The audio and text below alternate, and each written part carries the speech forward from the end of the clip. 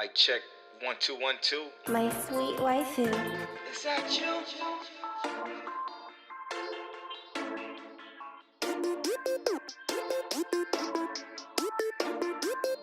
One way or another. Mic check, waifu. King Teliano, is that you? Polo, what's happening? Listeners, we do this for you. What's up there, boy? Oh, you know, the everyday, regular stuff. Just living this dream. Facts. Hey, whoa. Welcome to what episode is this? 3. Episode 3 of Mic Check, waifu. Bro, we're 3 episodes in. It's been 3 weeks so far. Right. 3 weeks. How you feeling about it? I feel real good. You know, the people who listen, you know, we know they're the real supporters at this point. So I'm very happy with that. And, you know, now we just doing something we like, and we just hope everyone else likes it as well. True. How about you? Oh man, I love it. Absolutely love it. It's been super, like, I don't know. I've just been so enthusiastic about it. Something I'm extremely proud of. Like, it turned out way better than I thought it was. Like, it's just perfect in my opinion. Yeah. Perfect co-host, perfect time. It's just a beautiful thing right now. Well, I'm gonna just start off with by saying that you can listen to Mic Check Waifu on all podcasting services, GooglePlay, Spotify, Stitcher, iTunes, all where you get your podcast. Just search Mic Check Waifu or click the links in our newly acquired website, miccheckwaifu.com. Yes, we have a website now. You said a website? A website, brother. An official website, miccheckwaifu.com. So now what's great about miccheckwaifu.com is that instead of you having to use the Gmail to write into us, you can go to miccheckwaifu.com/contact and you can write in directly through there, or you can just press the contact button on the main page of the website and write us in through there. And we'll get your comments, concerns, and all of the above and read them on the show if you like. That's awesome. It's awesome. So here we are, Tel, episode 3. You got any updates on what you've been watching? Oh yeah. So based off a great recommendation of a friend. So obviously I'm still keeping up with Steins Gate, but the other thing I just started watching is Castlevania on Netflix. Ooh, I still haven't watched that yet. Well, here's the thing though, is that I was expecting, Hellsing Ultimate vibes, which you definitely get. But this is solid. Like for an American anime kind of deal, this is really good, and I'm actually enjoying it. So that's what I'm currently watching. Hey, dope. Did you how many episodes in are you in the Steins Gate now, or are you still just like trucking through? So 6, I think. Okay. It's gonna get a little bit more juicier. It's gonna get a little bit more juicier. Oh yeah. So okay, last week I mentioned that I'm still going to try to catch up with Attack on Titan. So I started watching season 3 of Attack on Titan, where I picked up where I left off essentially. And where I left off essentially is when the what's his name? Oh fuck, here we go. I just said I was gonna do better with names this week, and here I am messing up. The main character. Aaron. He got caught by, oh shit, what's her name? Father. You know what I'm talking about? Yeah. So I don't have the name, but go ahead. Yeah. So they're like explaining to him, saying that they can fix the human race or save the human races if Aaron gets eaten by, that family. And it's still a hodgepodge of mess. So now, the reason why I think people love it, though, think people love it is because of the animation and the action in it is so absolutely beautiful in that anime. Like, it's gorgeous. Like, just seeing them try to save Aaron is crazy the way they move. It's sick. Yeah. So I have to say, for sure, this is probably my favorite part of the anime since season 1. And I'm only saying that because it's a really good preface for the future. Oh, when she saved Aaron? well, that whole scenario as to like, finding out what his real power is with his Titan transformation and stuff like that. So okay, so going a little bit further into that's where I got to too, where he can they call it harden, where he like basically crystallize, and they can use that to like kind of plug the holes in the wall. Yeah. Well, did you get to the point to actually find out like why his Titan form is special, why they want to specifically eat him? Not yet. Okay, then I won't say anything. But this is like my favorite part of like where this anime is heading until it gets to later scenes, and this is solid. Annie Lionheart, I think that's her name. Is that her name? Annie is the original female Titan. Yeah, that's the original female Titan. Yeah. But yeah, I know we know who you talking about. Yeah, it's the royal family, the daughter who was hidden from everyone. Yeah, so she just became the queen. Yeah. So that's where I am right now. I'm taking that super slow. I was watching that while I was playing like Final Fantasy 14 and just doing some questing. So I just kind of threw that on in the background and was just kind of it wasn't bad, but every time there was some action on the screen, it was just gorgeous, just beautiful. So well animated. That's probably why people love it so much, to be 100% honest with you. I mean, you're not wrong. What's another one I've been watching? Of course, I got to go to my Funimation list. Well, I've been watching Asterisk War again because I never actually finished it.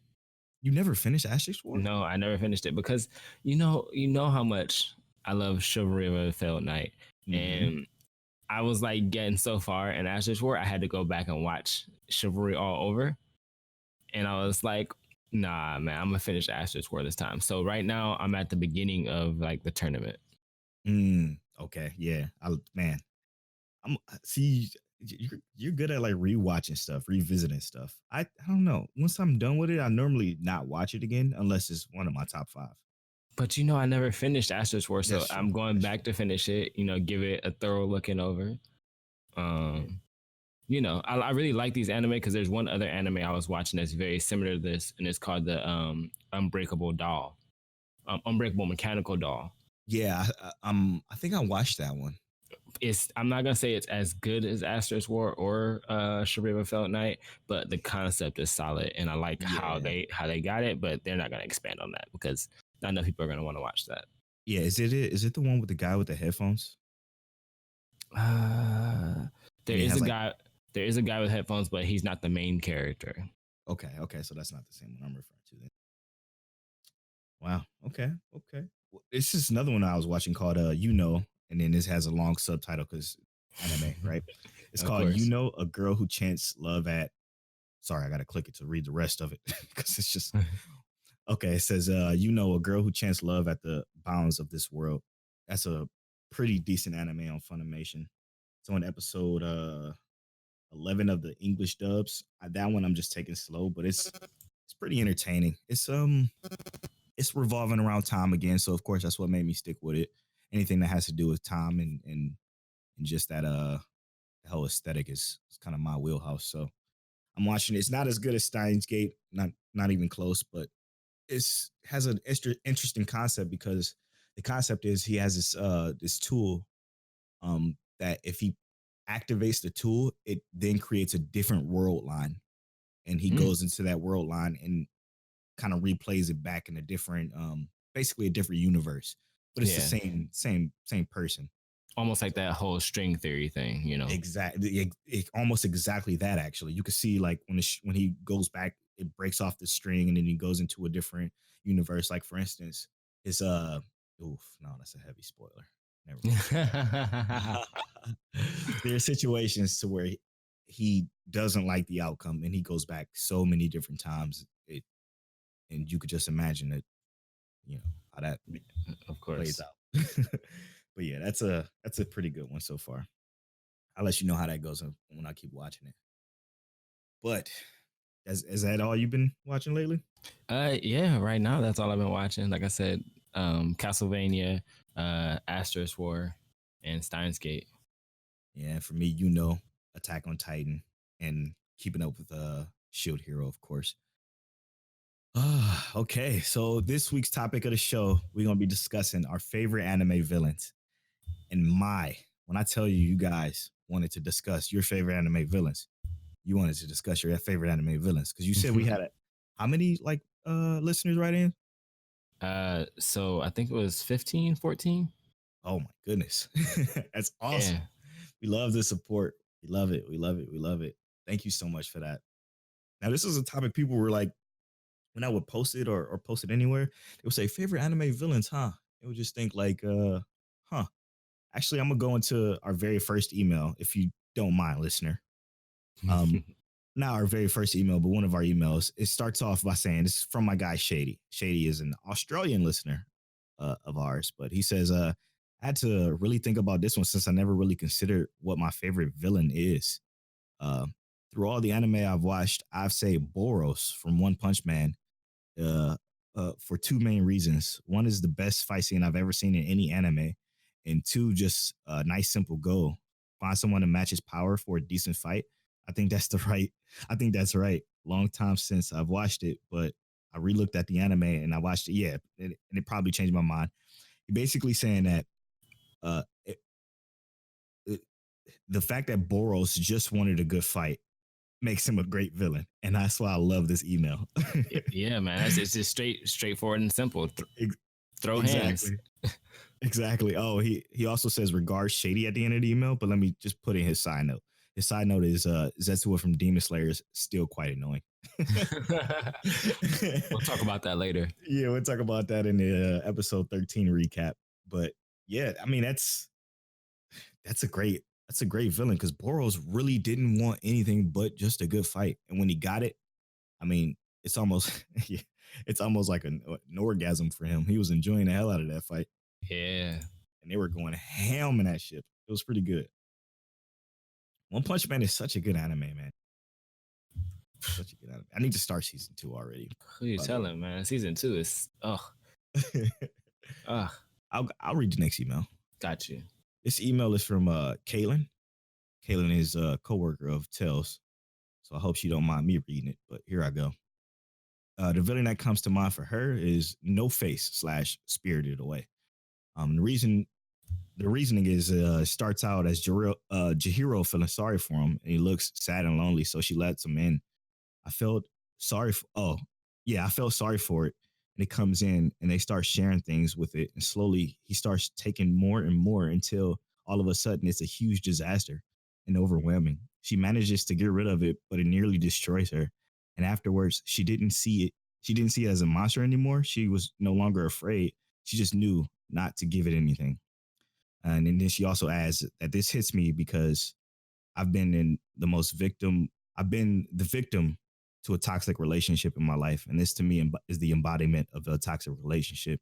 You should never give yourself too much out of pity. The worst threats are often the ones that sneak up on us so that we don't see immediately. That's deep. It is. That's real deep. Not to mention how great Spirited Away is. And man, you know, I feel like that's one that most people wouldn't even thought about. Like, no, I would never even think of No Face or Spirited Away, whichever name you want to use for him. Like he just that anime hits so hard because of the different ways you can interpret the way she handled that situation. Yeah, and I mean, as you can see, Kaylin here, she used it as a positive. Like, never give yourself too much out of pity. And is what we all learn from that. That's awesome. Yeah, we all do that from time to time, but you know, that's a lesson learned for sure. That's a good anime. Good choice, Kaylin. I appreciate you for writing in. All right, you want to take the next two? Yeah. So, my first one is going to be from my personal waifu. Hey, baby girl, how you doing? My wife, Monique Williams. She says, she says, I don't watch much anime, but someone, me, told me to watch Death Note, and I've seen quite a few episodes to know that L is my favorite villain. You realize she said villain, not just anime villain. Yeah. She said L is her favorite villain. I say this because in a way, the way he kills is really only to benefit the justice system, but because it technically isn't done legally, law enforcement would rather deem it being something that is completely inhumane. Making the community better while pretending they also should be stopped. I mean, it's all I got right now. But so here's the great thing about that is everyone knows L, and L, once L dies, is obviously a huge decline in care for that anime. But L and Light Yagami is just like such a great character. He's doing all the right things. He wants to make sure everything is happening properly, and you know, it's like, hey, I'm gonna stop Kira, but L's like, I'm gonna figure you out, and L is actually doing all the good things. He's the right. Technically the protagonist, and Light or Kira is the antagonist, but because we are seeing it through Kira or Light Yagami's eyes, L is the villain, and when he dies, we're like, oh, heartbroken. All right, spoilers, by the way. Right, sorry. The next one is from another coworker of mine's, Tim Jones. He says Scar, and he doesn't. He's saying Scar from Full Metal Alchemist, and he doesn't mean Brotherhood. From the original Full Metal Alchemist, he says, I can relate with Scar because he's doing everything for the survival of his race. In his eyes, he was doing something noble, trying to live up to his brother's last request. What Ishval has been through is a lot similar to what obviously like we experienced in the United States many years ago before I was even born, and has also been demonized, right? And obviously I would say Scar from the original Full Metal Alchemist I prefer over Brotherhood Scar as well, because he has just more story. They eliminate a lot of that story in Brotherhood. I was just about to say the main difference is you just don't know as much as you do. Exactly. Like, we don't know that the reason he has this arm is because he had to take it from his brother. He got a whole arm transplant. But Scar's ambition is a lot more relatable in the original Full Metal Alchemist. Facts. So great one, Tim. Great one, baby girl. I appreciate y'all for writing in. Now, Polo. Yo. Who's your villain, though? Who's your villain? Okay, so the way we're going to do our villains is we have 3 villains. We're going to do third place villain, second place villain, and first place villain. No, so it's not the same as the top 5. This is placements, okay? So my third place villain, the runner-up, if you will, is going to be my dude, Izum Gon for Overlord. Okay. So, obviously, he's the most OP main character of any anime probably ever, for one. And the fact that Ainz came into the world that they're in Overlord as the villain. Like, his whole concept is basically to take over this world, or to learn about this world and find his friends mostly. But we know he's taking over the world, basically. And the way he does it, the strategic play he's doing, like, it's beautiful. If you haven't seen Overlord, he's the main character. And yes, I will consider him a villain. He's definitely up there as probably he's the top 3. For sure. That's going to be my my third placer. All right. Tough. Yeah. So Ainz Al Ghul is by far one of my favorite villains. He's not on my list, but I love that choice. Yeah. He was almost here. My third place is going to be actually Greed from Full Metal Alchemist, or even Full Metal Alchemist Brotherhood. And I just love Greed because his whole personality and persona is like, I'm all for me and my people. But then you kind of get more story into him, and he's never been that way. Like, his greed is him loving people around him and making sure they're good. And in Brotherhood, I like it even more because he fuses with Ling, or Ling becomes a part of him, and it's like, Greed is actually so relatable that I don't even think like there's a villain I could actually love more. Like, he goes from that okay, he's a villain to, oh no, he's a good guy now. So that's why I like Greed. So I know that's a little light one because he's not entirely a villain all the time, but yeah, I love that dude. That's a great one. That's a damn good one. All right. So if we're done with that, I can go into a couple of our other listeners' villains that they sent out. You want to take Chris Tony? Oh yeah. Let me do Chris Tony. Where you at, Chris? All right. So Chris Tony got a couple. Yeah. So he has an honorable mention. His honorable mention is Madara Uchiha of Naruto. Clearly he was OP. As OP can get. Like how are you a regular human being, but you just the strongest dude around? Right. We know who Madara Uchiha is. Straight OP. Had all the hands. Then you got Light or Licked from Black Clover. He says, first of all, he costed all of the Clover Kingdom the Wizard King. Spoilers. Secondly, he shares a body with the Golden Dawn captain. Light is obviously, entirely too powerful. Dude's OP. I'm ahead on the manga, so I know what happens with that fight, but it's great. Then you got. Oh, go ahead. Real quick before we move on to Chris Tony's email. The reason why I didn't want to read his email is because I tell him, you spoiled it for me, dude. You spoiled it for me. I had no idea they shared bodies with the Golden Dawn captain, okay? Spoilers. Spoilers ahead for the rest of these anime that we're going to talk about. I'm sorry, Chris Tony. Sorry, I knew because I read the manga, but Polo didn't know, so I'm sorry. I didn't know, man. I read that. The first thing I read was that 5, and I'm like, shit. All right, so his number 4 is Blackbeard from One Piece. The real reason Ace was killed, which is clear because Blackbeard causes all the problems, gets everyone together, stole all of his fruit powers, didn't even earn it, right?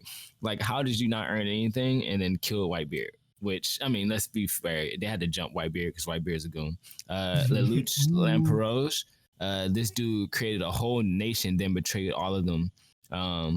For his betrayed his brother too. Like, how you betray your own family though? Like, I mean, I know some people who do that, but it's like let's be real, that's crazy. And then he got I know people that do that too. All right.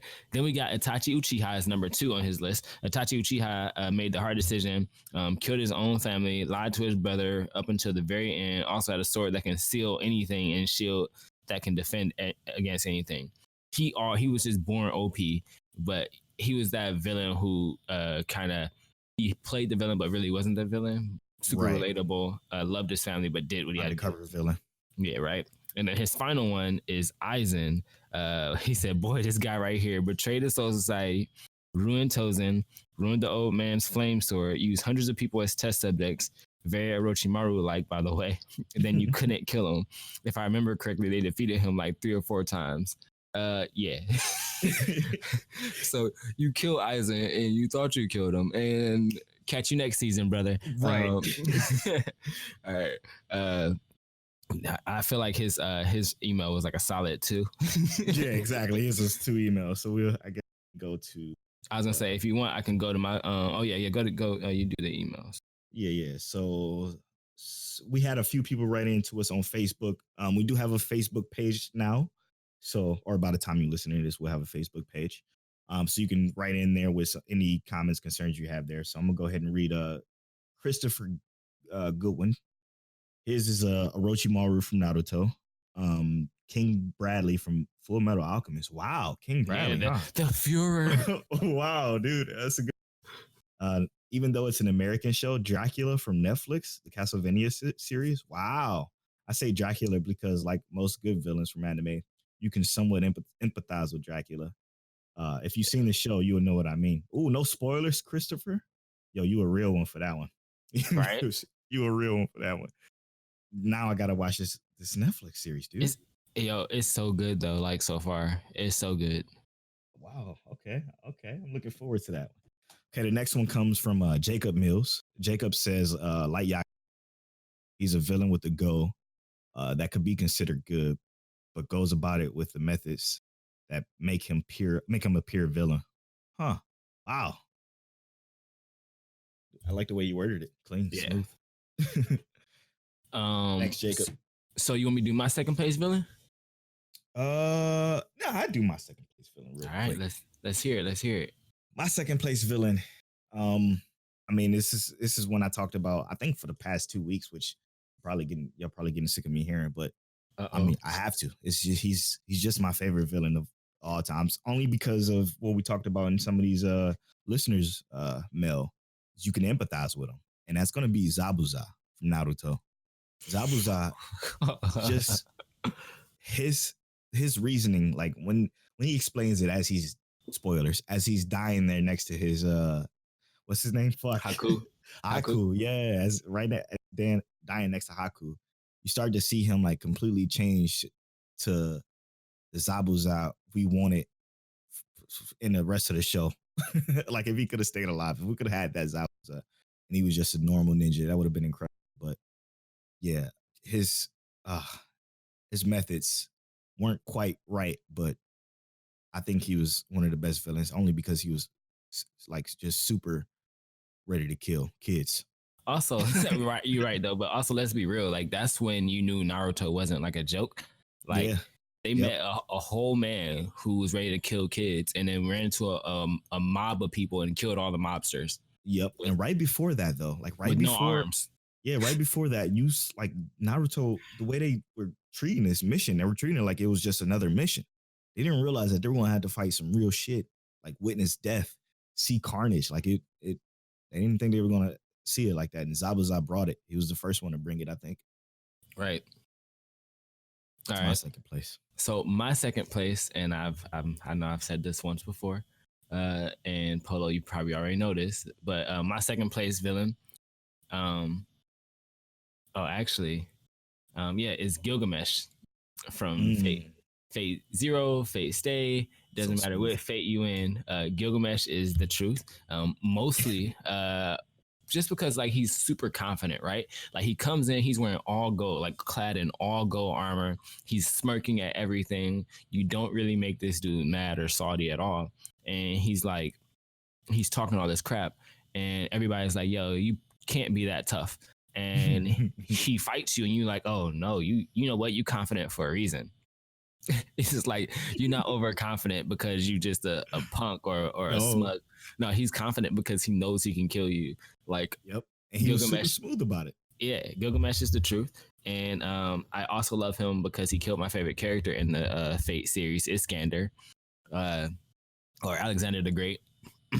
Broke my heart entirely, but I was so torn between them two. Yeah, but yeah, Gilgamesh is the truth. Second place villain for me. Ooh, Gilgamesh. That boy. Yeah, Gilgamesh is the embodiment of just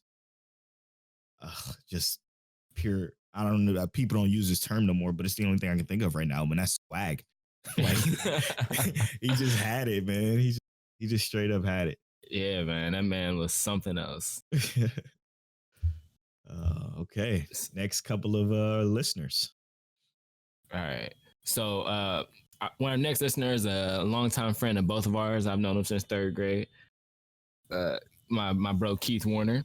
Hey. He says, my favorite anime villain is King Bradley, or the Fuhrer, as you all know him from Full Metal Alchemist. Hands down, ain't no one to be messed with, right? That's true. We all know he's no one to be messed with. And Cell from Dragon Ball.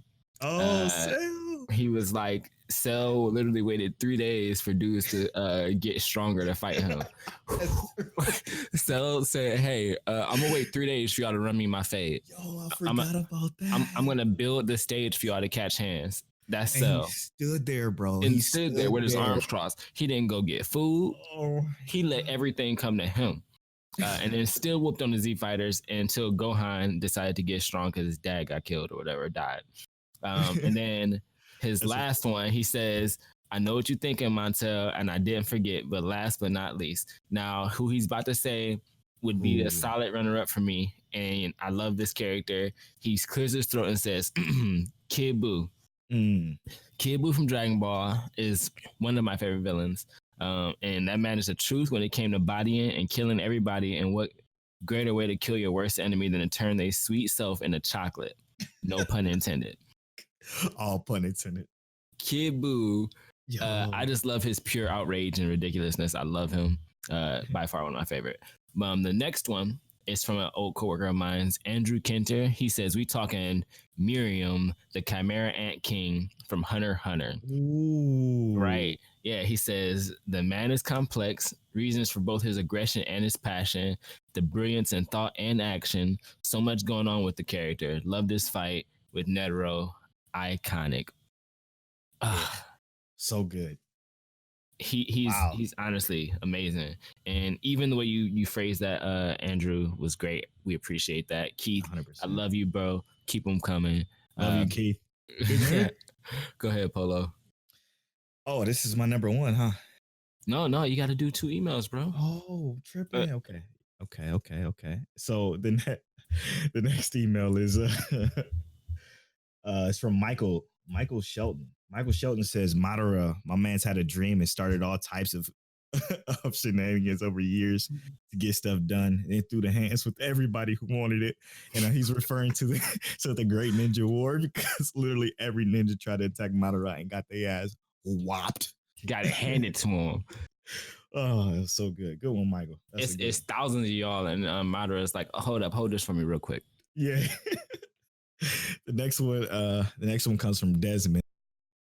Lord Pain from Naruto. He said Lord Pain farted and destroyed the whole Leaf Village.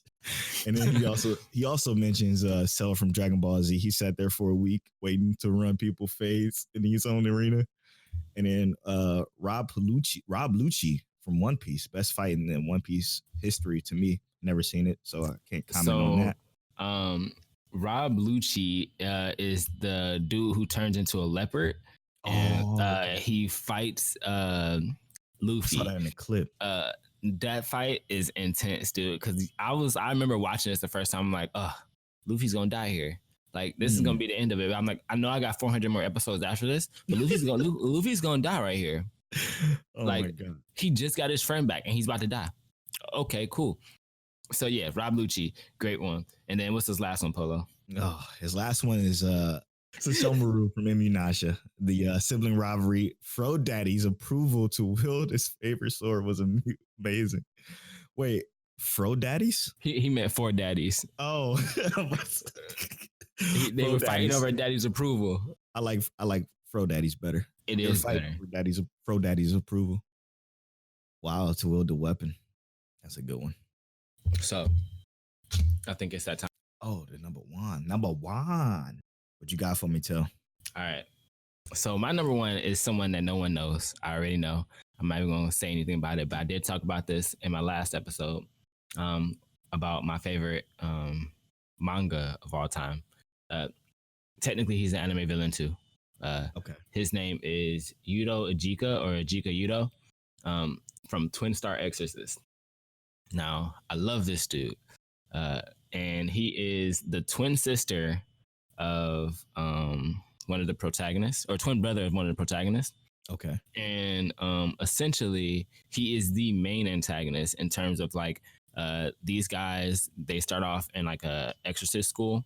Mm-hmm. He literally carries out a mission as a kid because he's one of the most advanced kids in terms of like obviously this exorcist school, and kills everyone in order to gain this power to actually save the world is his goal. But he has to kill humans in order to gain this power because it's the only way to kind of do it, or at least for someone like him to do it. And he's gathering what's called the Basara, which is like these demons who ingest humans to gain human powers and whatnot.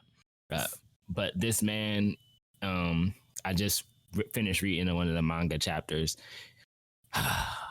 Yudo Ejika is so beast, such a monster. Dude, I'm ready to watch him. I'm ready to watch him punch a hole in like the galaxy or something, man. He's like, that powerful, huh? It's actually kind of ridiculous, bro. Like, he's getting jumped right now by 2 of the strongest people in the manga. Like, literally the 2 strongest people in the manga. One of them just got a whole power buff, and he's fighting both of them by himself. Jesus. And yeah. But is he running them? Oh, he talking about running a fade. They got a whole hands to fight this dude. Like they need to work together.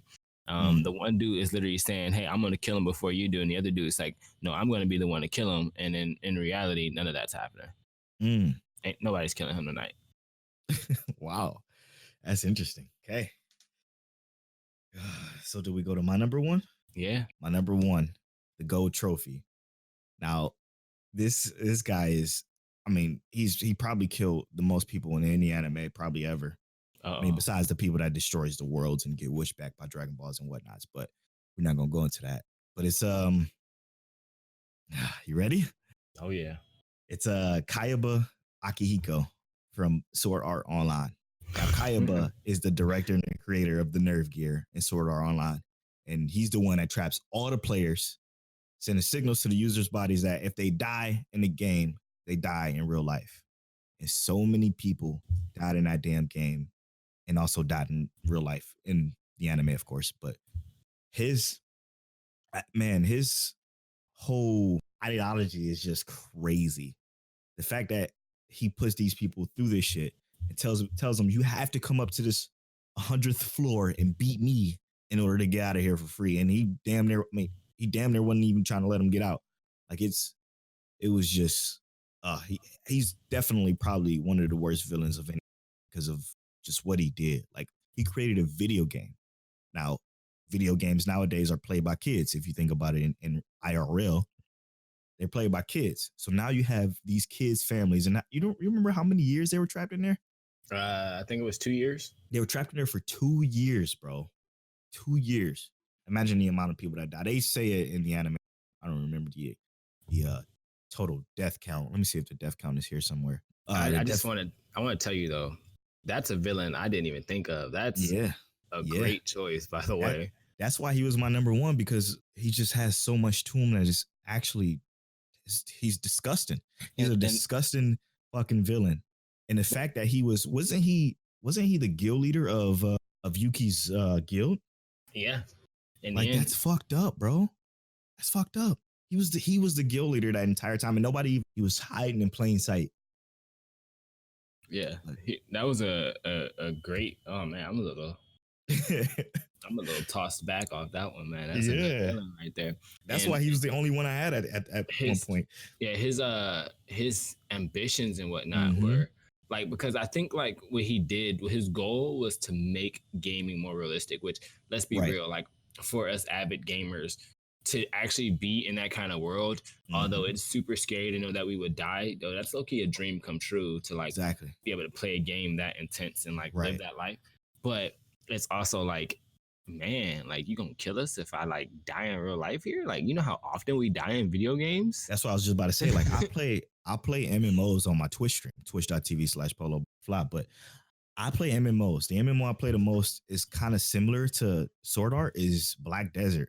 And do you know how many times I've died in Black Desert? Because it's a PvP heavy game.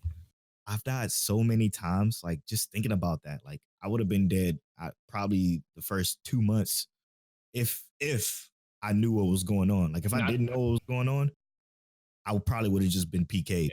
Yeah, and I was gonna say, not to mention, in Sword Art Online, there were no skills other than unique skills, right? Yeah. So like you had to actually unlock skills, like do things to unlock your skills. So it's great, brilliant game strategy, everything like that. Great villain. I'm actually hyped about that. That was a great choice, Polo. Yeah, thanks, man. Thanks. So we have I think, is it 3 more people who wrote into us? Yeah. All right. So one of our last writers, Alan, my boy Guff Pancakes, makes YouTube videos. He says, all right, Gates from Full Metal Panic Second Raid. Dude is literally awful. Kills innocent people. Plays with their dead bodies. A lot more spoiler stuff. Definitely him. And he also asked me to shoot him a link, which I did. He told me he liked the show. But hey, thanks, bro. The whole idea, I actually had to go check this guy out. And yeah, he's actually ridiculous. He like shoots you dead in your face and then starts singing music. Like, oh, you really, this is really you. This is really your life. Like, you really wild. Great choice, Alan. I actually had this on my list as well. So now I have to really watch this and give it a go. Isn't that a mecha? Yeah, there's mecha in here. I might just have to watch it though because of that recommendation, because that's a good explanation of a villain. Yeah, you also, bro, come on, we gotta add some new stuff to your repertoire. I gotta widen my horizons or whatever. And then one of my good friends from work, Kylie Mack, and I call him K Mac every once in a while. He says Gary Oak from Pokemon. let's be real here. Anyone who says smell you later, definitely a villain worth hating. Gary Oak. Come on, man. That Gary Oak is horrible. I'd have beat him in a Pokemon battle. I'm so sorry Ash didn't when he needed to. God, yeah. Like, Gary, get out of here. Right. I hated him on the games. He just picked my element weakness. That's all I know him by. Yeah, he's just like, oh, I'm gonna pick whatever's stronger than you on purpose. Did you already read Steve's? No, that's the last one, bro. Oh, Steve says, what's this, Vicious from Cowboy Bebop? Cold ass dude. I never knew how to say his name. Was it Vicious? Yeah. Oh, yeah. Cold ass dude. That should. Wait, I didn't read it before I read it. Wait, I was say you said cold ass and didn't even read it. Yeah, no, a cold ass dude. That should be all I have to say about him. Yo, that's a fact. Yo, I think that's the best one yet. Yeah, with how good Cowboy Bebop is though. Like that whole fight with Vicious, that whole ending battle. Ooh, was flip. Oh my god, dude. He said he's a cold ass dude. That's all I should have to say about him. You're right. That is. That's exactly it. Right. Say no more, fam. We got you on this one. Yeah, that's a good one. If you haven't seen Cowboy Bebop, it's a classic. So good. All the way from the beginning to end, straight greatness. Gosh. And that end, it's man. The way it ends is just beautiful. Well, some of the best music in any anime. Right. Too. We love you, Spike. Rest up. Hey, no. I'm gonna chill. Right. Man, such a good one. Man, we read all the letters. That's all of them. And we gave our number one. Wow. Yo, if you enjoyed that segment, please feel free to write in to Mike Check waifu.com/contact because we have a website now. So check that out. Damn, I feel like that was quick. Wasn't that quick? It was pretty quick. Damn. Okay. In your meantime, also, since we know y'all gonna love that segment, thank y'all all for writing in. Yes, but also, 100%. If you email us, feel free to just tell us, anything about whatever anime you're currently watching, or just give us some hidden gems that you may have seen that you didn't know. Polo doesn't necessarily read manga, but I do. So if you got a manga you want to shout out, tell us that too. Give us your insight. Give us a little bit something extra to talk about that we can make you feel special, a little bit more part of the show. Yeah. So next week episode, I think we should talk about the summer releases, the second half summer releases that's coming out. So if any summer release interests you, write in to let us know. Or if you watch any new ones this summer, tell us what you think about it.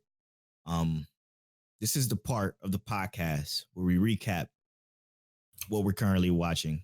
It's called the what we should call this segment something. Give it a cool name or something. All like right. I don't know. If you have a cool name idea, let us know. Also write in too. But this is basically where we recap episode 13 of one of my favorite shows, probably that came out in the last 10 years, Demon Slayer. Oh, it's such a good show. Oh, God, such a good fucking show. But I have some gripes with this episode. So before we get into it, again, spoilers, episode 13 of Demon Slayer, a review recap. Write in and let us know what you think about that episode too. Here we go. Tell. All right. Let's start off with your thoughts of this episode. So I love the emotion, period. I love the beginning of it because we get a resolution to the end of the last episode in terms of our boy cutting down this demon. But I loved all of that, and all the way up until the ending, I feel like I got the emotion that I wanted. See, last episode you wanted Zetsu because Tanjiro's getting his ass whooped, but that didn't quite happen. Of course, yeah. So, but I mean, it kind of what this episode did to me. It had me on the edge of my seat for about 50% of it. And that's during the fight. Anytime Tanjiro was fighting, it was just great. But the other segments and scenes were way too long. And I knew exactly what they were trying to do. They were just trying to fill it up. so they can do what they did when they ended this last episode or episode 13. Yeah, give us something to watch next episode. Exactly. Which kind of it kind of like left a bad taste in my mouth, but I understand why they did it. But it still was just a great climax to Kyoji's story. Like, you hear about him and what he went through as a human. It was pretty rough. It was pretty shitty. Yeah, and he got everything he was looking for, which is odd, out of his battle with Tanjiro. He was looking for a recognition, basically. Mm-hmm. And no matter what he did, he couldn't get that recognition. And Tanjiro, being his normal self, inadvertently gives it to him. He gives him the recognition he's looking for. And like, oh shit, I don't want to step on your notes. Like, this is your hard work. I'm not about to dirty it up with my shoes. So he's sacrificing himself in that battle to. And yeah, exactly. And instantly, that was pretty good. Yeah, instantly the demon is no longer striking at the ground and striking in air, and he's missing Tanjiro wildly. And Tanjiro, finally gets his deep breath in. He did the short breath this time. Short breath this time, yep. Yeah, he did the short breath this time, and is able to essentially run on the walls as they're turning and get a strike off that essentially slays the demon. The demon kind of... You go ahead. I said he's Jesus. He ran on water. Yeah. He gets a strike off that essentially slays the demon. But the cool thing is that as the demon goes down, Tanjiro always does this thing where he kind of like does a slight little prayer over the demon. But the demon asks him questions and wants to know, because during the fight, didn't he call it fantastic or something like that? His work was fantastic. Well, yeah, he called his ability amazing. Yeah, he called his art, his demon art, amazing, because he can control, literally, like, to be able to control a building like that is like control over space, which is like ridiculous. That's not a reality of something that can be done. He controls space and then also is able to lash out attacks that are completely void of any kind of physical substance. Yeah, it's just air scratching at you. So no, that was amazing, and Tanjiro recognized him for that, and the demon instantly felt like relieved. It took him all this time, but he was recognized for both his writing as well as his music, his demon art, which is all he wanted in both life and afterlife. Which was nuts, man. That part of this show, or this episode, I should say, was the absolute best, man. And then, I mean, getting Kyogai's story was cool. Don't get me wrong. I getting his story kind of helped, I guess, summarize how I felt during that fight. But like, I don't know. Just, I guess it's more so towards the end that kind of fucked me up. And that was the way they executed it, to drag it on to make it last until the next episode. Yeah, he did when he did for the attack on the boarhead dude. But basically, if you wanted to go ahead and recap that. Well, I was going to ask you, because when they get, so as you know, like Tanjiro escorts the two children out of the house, and we see Zenitsu all bloodied up and black eyed and whatnot, right? Right. I mean, Tanjiro smells his blood and he goes running out like, "Yo." Yeah. How did that make you feel though? Again, because I can tell you how it made me feel, but I can tell we're already two different feelings on this one. I mean, what Zetsuo did was cool. It was dope. It's the direction of this episode that bothered me, but like the whole concept of it was dope. Like, I mean, the fact that he protected this box that Tanjiro said was so very important to him that he would give his life for. So he's like, "Yo, fuck it, I'm gonna protect it." But yo, fall asleep on the box or something. Fuck this dude up, man. Like, okay. just sitting there and getting your ass beat is just, I don't know. Well, they're not. So demon slayers aren't supposed to draw their swords on humans. We know that much. And we know that the boarhead guy he's not civilized. Right. We know that much. He was the first. We come to find out this episode too that he was the first one off up the mountain for the final examinations too, which was dope. Because he was raised by the wild. Yep. But yeah, the boarhead guy is not very civilized, so I feel like he's the one that's gonna kill any human if that happens. But they all know that inside of Tanjiro's box is a demon. Zenitsu says he already knew this because he could hear it. But the reason Zenitsu wants to protect the box is because he was able to hear like peace in Tanjiro that he had never heard from anywhere else. Like even in like just existence itself, like the trees make sound that sounds like peace. He's like, Tanjiro sounds like what, like the most peaceful thing I've ever heard. So whatever is in this box that's that important to him, I need to ask him myself before we start this attack. There has to be a valid reason for it. Yeah. Exactly. And what all I had to say was that like I'm thoroughly surprised like that itself didn't put Zenitsu like 2 spaces up your list right now. Like I mean, Zenitsu's not my favorite, but he can be there. He needs some character growth, but he definitely deserves like a place on the list. Yeah, so what he did, I mean, it didn't make him a better character. It made me have a little bit more respect for him. Like as a character, he's still fucking shitty. Like when the next episode start, he's gonna be a crying, blubbering mess. After when Tanjiro attacks the boarhead, dude's gonna be like, "Oh my god, no!" to fight each other, or whatever the case may be. But I do have a lot more respect for him doing that. Like, because he could have been a bitch and he could have hid behind the little kid inside the forest, but he didn't. He protected this box that was so important to somebody who he considered a peaceful guy, a guy that didn't deserve, whatever Boarhead Man was going to do to him. So, I mean, yeah, he has some respect, but I already know what's going to happen next episode. It's going to go back to the same crying mess that I just can't stand. And I'm sorry to be so negative about this episode, but this episode was so good up until that point, man.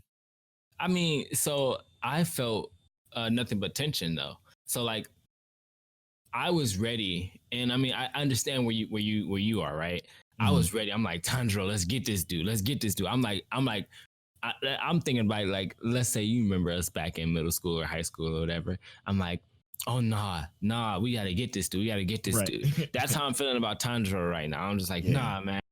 This dude doing all that talking. He talking about he gonna kill your box or stab your box, and he gonna kill you, the Zenitsu dude. And you're not with that. You're not about that life. Tanjiro, get this dude. That's just how I'm feeling. And I'm just like, yo, this is about to be so hype, right? And you see that anticipation build up in Tanjiro, and Tanjiro dives in, and I'm just ready. And I'm ready to see. So you don't feel like that Tanjiro wouldn't have charged sooner than what he did? Like he let Zetsuo get punched and kicked 3 or 4 times before he actually finally let it build up and him attack. I don't you think that was like just a weird direction move?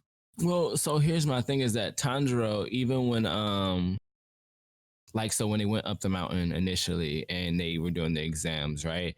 Like, yeah, he instantly was like saving people, but both of these guys are like demon hunters within themselves. Like, and it's his sister, bro. It's his sister. But he's never had to like explain to people who are on his level like what's going on with his sister, like he's never had to explain that to nobody. So like that's why I'm gonna give it a little bit of leeway. Like, like how does he handle this situation? Now I do understand though, because I know if it were me, I probably would have thought a lot less. But also, but you don't even have to draw your sword or kill him.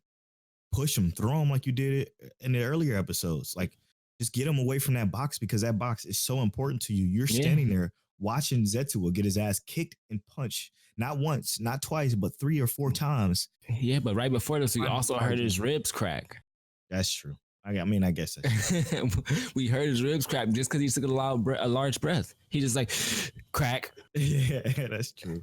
I guess that's a good point. But I mean, even still, he still mustered up the fight to do that. So why not muster up the fight to finish the rest, to charge sooner? I guess I don't know. Yeah, it's just again, the episode was phenomenal, other than the direction, because of the fact that the director or whoever wanted us to come back for the next episode. Yeah, come back for the next episode. Of course, they wanted to stretch it out. Now, my question is, are you actually excited for the next episode, though? Yes, it worked. It pissed me off because I'm so excited for the next episode now. Like, I'm mad because I'm excited now. Well, and I don't like to be the negative type, but man, I'm pissed because now I'm like, what? I gotta wait a week, brother. That's the best though. It's like I hate having to wait. Like I'm not gonna lie to you. But the fact that we know we have some heat to come back to next week when we talk to y'all on Mic Check Waifu episode 4 is gonna be crazy. It's gonna be so crazy because we know Zenetsu about to be off on the side somewhere with his black eye, and Chandra is gonna take this boarhead dude and probably knock him up against a tree or something like that. And then they're gonna see his sister, and they're gonna be like, "Oh no, like, hey." They probably ain't gonna see his sister because his sister it's sunlight. Yeah. But when nighttime come about, she gonna be like karate kicking people in the chin. True, punching holes through people. Just letting them know. But yeah, that's I know we don't do ratings, and we probably won't do ratings. Maybe we should. Maybe we could come up with our own rating system or something like that. Yeah. What would you say this episode was out of, let's say, 10? Oh man, see, I wouldn't do out of 10 because 10 is like too much right now. I'd probably do like a 6, right? And I'm doing something like a 6 because the episode wasn't the best episode. The beginning was really good, which is why it's not a 5. But the ending, that, like I said, I just like the fact that the ending gave me suspense and tension, but it wasn't enough to make it like a hype episode. It was just an average episode. I'm gonna say a 5, and I'm gonna say a 5 because 50% of this show was phenomenal, and the other 50 was just it left me wanting. I guess this is a good thing, but it just left me wanting in a bad way because so deliberate, so intentional that it left a bad taste in my mouth. So that's why I get a 5 from your boy. Hey, I was gonna say we had to come up with a grading scale. I know. MCWW grading scale.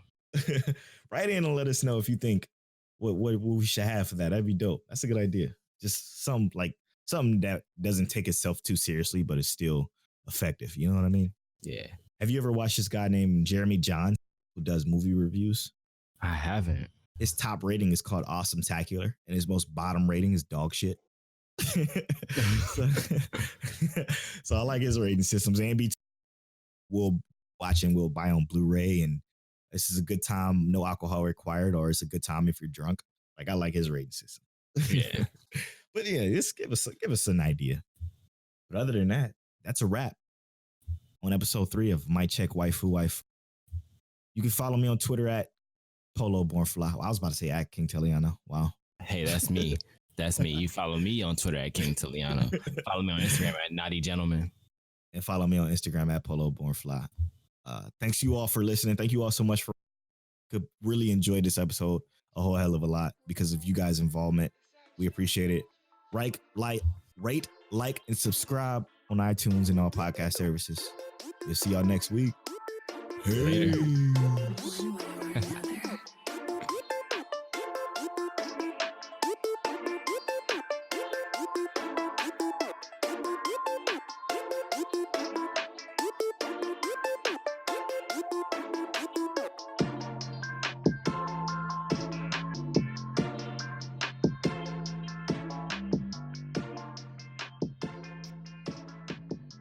Boom, boom, boom, boom, boom, boom. See you later, Craig. Peace, Craig. Bye, Craig. Craig is not out of here. I'm getting him out of here.